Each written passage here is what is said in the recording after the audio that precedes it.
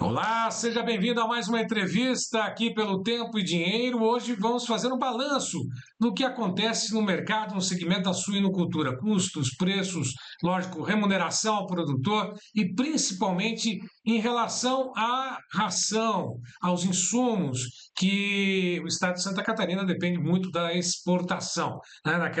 Aquele antigo pleito que, ao que tudo indica, ainda pode demorar um pouquinho, que é a rota do milho. Será que isso vai acontecer? Né? Será que nós teremos em breve esses problemas resolvidos? Para tanto, nós vamos até Santa Catarina, nós vamos conversar com o presidente da Associação de Criadores de Suínos de Santa Catarina, o Rosivânio Luiz Lorenzi, que já está conosco, a quem agradeço a participação. Prazer em tê-lo aqui no Tempo e Dinheiro, Rosivânio. Obrigado, Sérgio. É sempre uma oportunidade para a gente poder levar essas informações ao nosso público, que sempre tem a necessidade de informações importantes como estas. Bom, eu começo perguntando como é que está o setor, o segmento. Geralmente, final de ano, há uma busca maior, principalmente para abastecer os mercados no final do ano, festas de Natal, Réveillon. Como é que está o segmento nesse momento? A conta está fechando? A conta está fechando e está sobrando um bom valor para o produtor, porque apesar de todo esse tempo que tivemos de crise, mas este ano, a partir do final do primeiro trimestre, começou a ter uma remuneração melhor, as coisas têm andado melhor, o custo de produção tem caído e, por um outro lado, o preço do suíno tem aumentado. E isso trouxe novamente um alento aos nossos produtores, uma esperança para, como o pessoal já fala, né, para pagar as dívidas e depois sobrar para fazer as melhorias que são necessárias dentro da propriedade rural, porque esses anos todos de crise o produtor ficou nessa instabilidade e somente conseguiu manter o básico. Então, é um momento importante da nossa atividade, a produção ela tem diminuído a oferta de animais a campo, principalmente do mercado independente, e isso fez com que tivéssemos os preços melhores a partir aí desse final de primeiro trimestre. Bom, de alguma forma, nós temos os custos de produção também que deram uma trégua, mas já indicam novas altas, principalmente para o milho, no mercado futuro, né? É uma preocupação, o produtor já está se preparando para a aquisição desses insumos, visando já a produção de 2025, ou ainda está focado no alojamento, na terminação dos animais agora para as festas de final de ano. Como é que está essa dinâmica, Luzvane? Olha, Sérgio, o pessoal, a partir do momento que começou a sobrar um pouquinho e o preço dos grãos ainda estavam baixos, começaram a fazer estoque. Quem não tinha ali os vencimentos de financiamento para pagar, então já aproveitou aquele preço mais baixo de R$ 70 a saca do milho, hoje está em 82 ou 85, depende da região do estado, mas mesmo assim, por esse preço de milho, ainda a gente vê que há uma sobra na comercialização sobre o custo de produção. Mas os produtores hoje já estão mais conscientes realmente, sabem que não dá para qualquer melhora voltar a entrar na produção com tudo, querer crescer dentro da atividade em produção de matrizes, e o mercado ele tem que ficar com essa estabilidade, porque nós entendemos que ao longo dos anos, com a melhoria genética que tem acontecido e uma diminuição na mortalidade devido às melhoras todas que aconteceram, já é suficiente para atender a demanda crescente do mercado. Então, eu acredito muito que essa estabilidade da produção vai nos levar mais longe com essa rentabilidade, mas os produtores realmente estão apostando nisso, que o mercado vai ser promissor por um longo período, mas mesmo assim estão tendo essa cautela para não ampliar plantéis, para depois então ter aí uma diminuição de lucro ou até um prejuízo se a demanda de oferta for maior do que a procura novamente. Bom, e lógico, quando a gente fala de produção de suínos, tem esse mercado imenso aqui no Brasil, mas muito é exportado. As exportações aqueceram, deram ânimo aos produtores, isso tem sido notado, a expectativa é das melhores para 2025 também? Sem dúvida, a gente vê que ainda há muitos países que são produtores de suínos estão com problemas sanitários.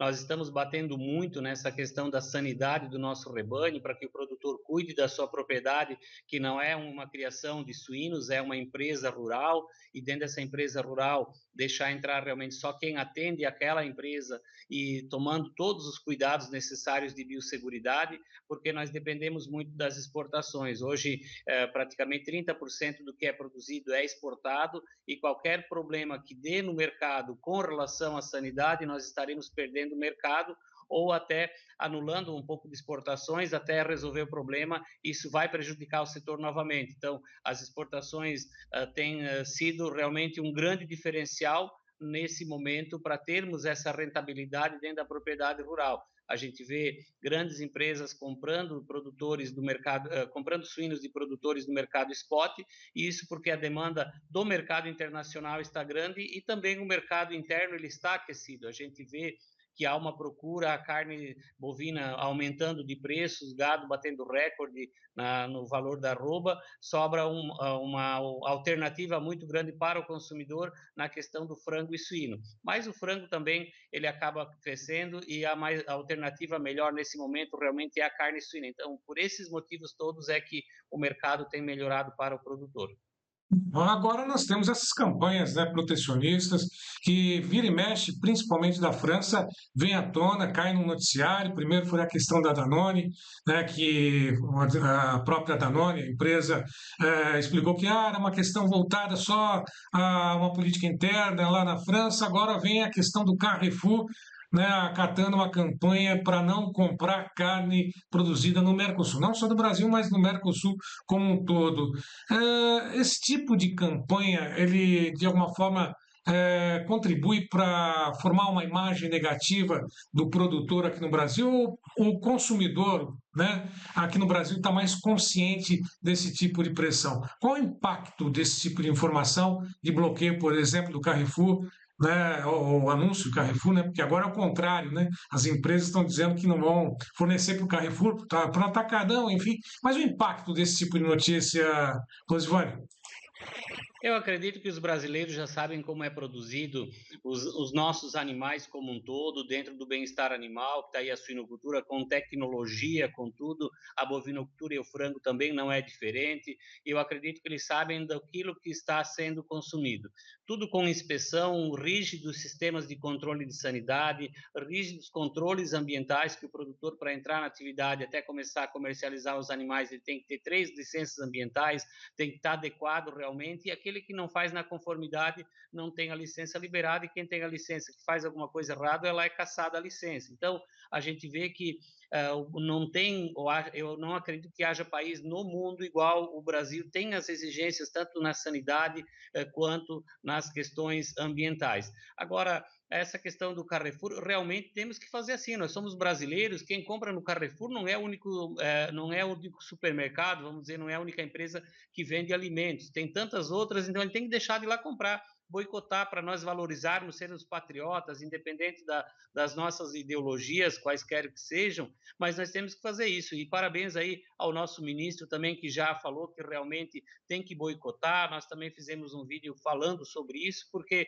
já chega de estarem pisando em cima de nós e nós aplaudirmos ainda. Então, eu vejo que se deixar desabastecida essa rede de supermercados, com certeza eles vão pensar diferente, porque a Europa como um todo critica o nosso país, mas não faz o dever de casa, enquanto que nós não estamos produzindo em desacordo com o meio ambiente, não desmatamos para estar produzindo, é tudo muito trabalhado hoje, as tecnologias que tem dentro do agronegócio, para uma produção sustentável, porque a gente sabe que se nós não tivermos isso, nós não teremos ali um futuro promissor. Mas realmente boicotar e fazer a nossa parte quanto brasileiros e não estar entrando mais nessas redes que ficam denegrindo a nossa imagem. Por mais que a gente faz um trabalho 100% correto, mas sempre esse protecionismo, ele vem para que sempre prejudicar e criar uma imagem negativa do Brasil que ela não existe. Aliás, ainda no final dessa entrevista, nós vamos exibir parte desse vídeo que foi feito pela Associação de Criadores de Suínos de Santa Catarina, e inclusive o Losivânio vai disponibilizar para que a gente possa acompanhar. Agora, Losivânio, nós temos essa rota, né, do milho, é um pleito antigo, né, dos produtores de suínos, aí, principalmente do estado de Santa Catarina, né, que já tem há muitos anos essa promessa não sai, entra governo, entra, sai governo, entra governo, e não se resolve essa questão do abastecimento do milho.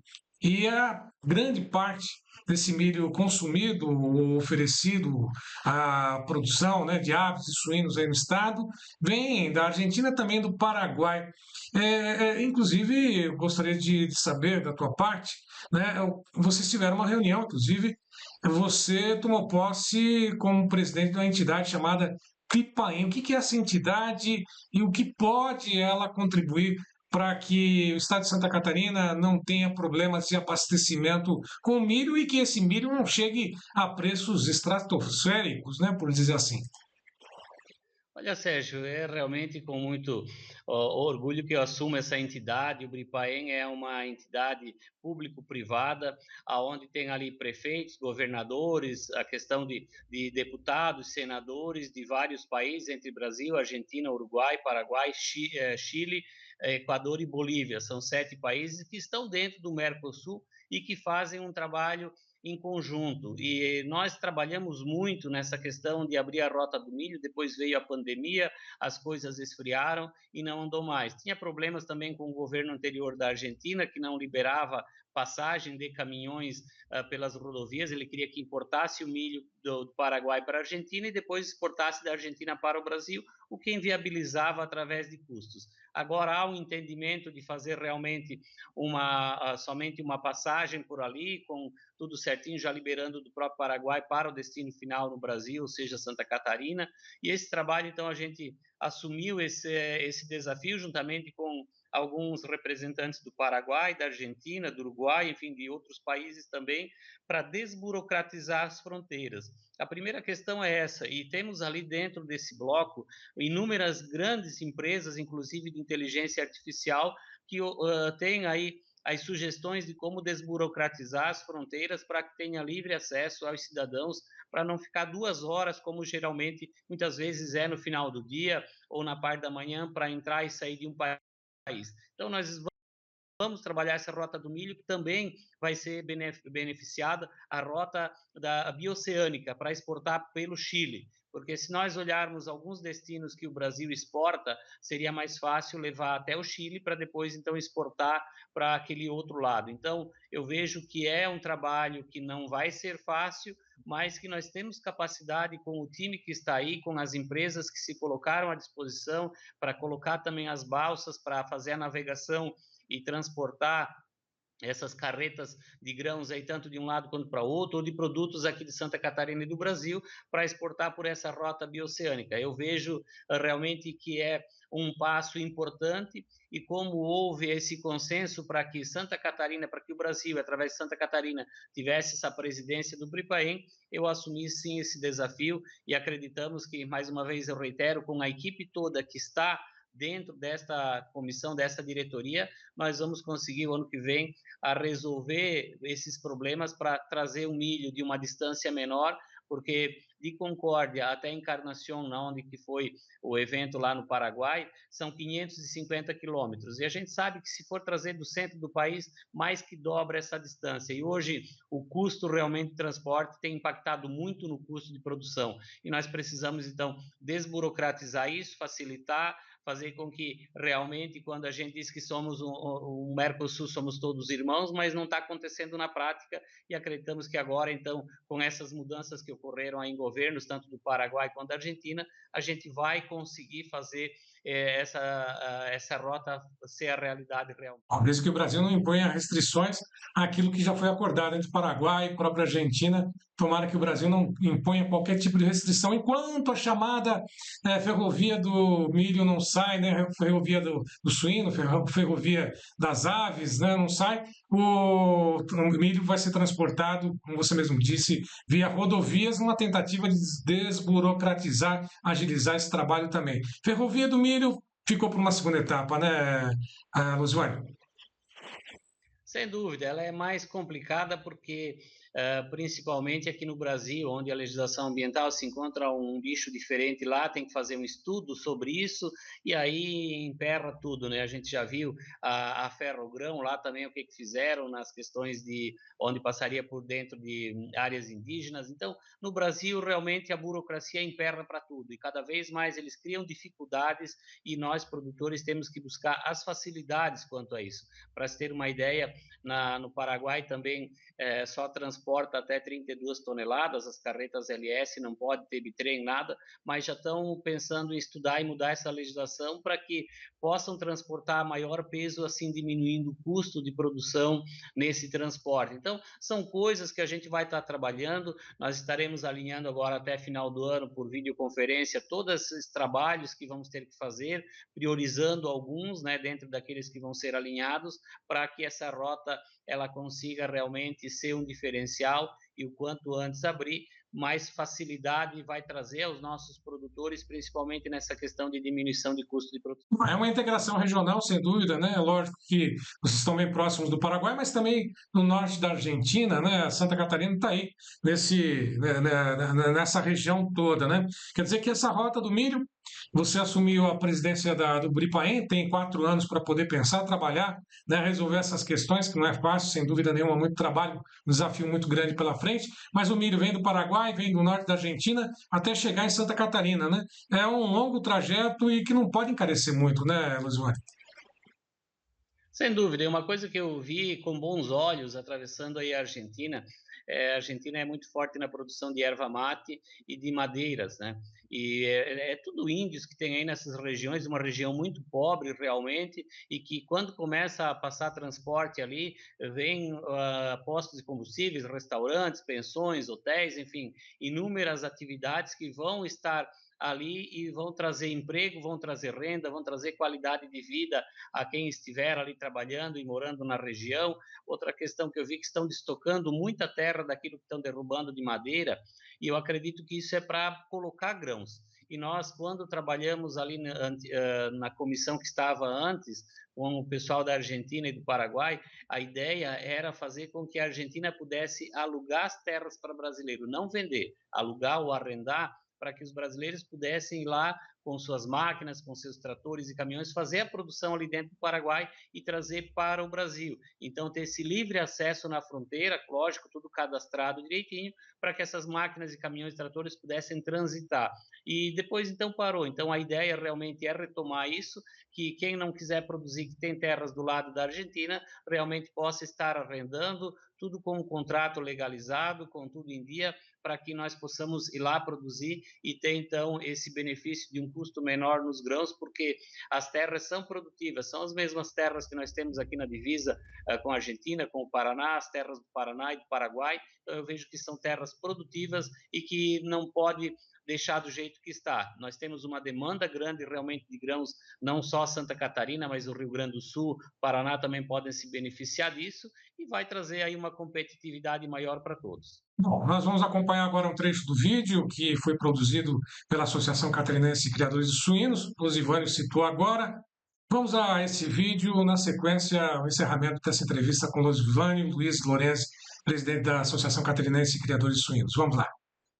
Mais uma vez fomos surpreendidos com uma notícia onde o Carrefour diz que não vai mais comprar carnes do Mercosul por questões ambientais. Acreditamos que isso tudo é protecionismo, nós temos que acabar com essas questões todas que estão rodando aí, falando sempre, criticando o agronegócio, principalmente o agronegócio brasileiro. O Brasil se tornou o país mais importante do mundo, pois é o maior exportador de alimentos do mundo. E nós precisamos continuar cada vez mais crescendo na produção, seja na agropecuária ou seja realmente nos grãos. E cada vez mais estamos trabalhando para atender a demanda de alimentos mundial. Mas, infelizmente, mais uma empresa francesa vem com essa ideia de querer barrar produtos do Mercosul. E nós, brasileiros, temos que bater contra isso. Então, temos que fazer uma campanha para não mais entrar nessa rede, para comprar produtos deles. Já que estão boicotando